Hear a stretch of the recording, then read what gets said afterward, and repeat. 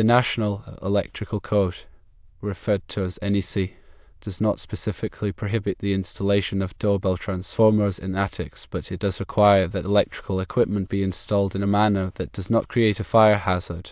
The National Fire Protection Association, or NFPA, recommends against installing doorbell transformers in attics due to the potential for high temperatures.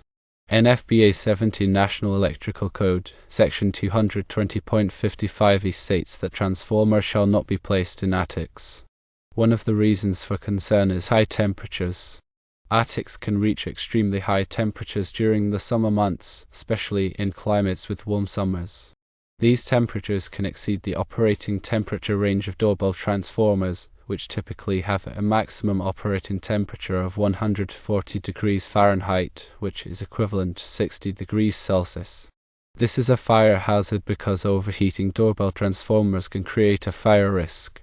If the transformer fails, it can spark or ignite surrounding materials, such as insulation or wood. Extreme temperatures can damage doorbell transformers, reducing their lifespan and increasing the risk of failure. Instead of installing doorbell transformers in attics, consider the following alternative locations. Firstly, a basement. If a home has a basement, this is an ideal location for a doorbell transformer as it is usually cooler and drier. Secondly, a garage.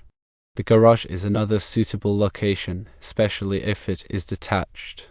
Thirdly, an exterior wall.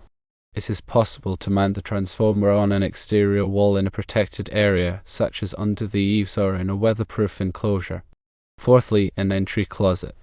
If a home has an entry closet, this can be a good location for the transformer as it is typically shielded from extreme temperatures. If you do choose to install a doorbell transformer in an attic, take the following precautions. Firstly, use a high-temperature doorbell transformer. Choose a transformer that is designed to withstand high temperatures. Secondly, provide adequate ventilation.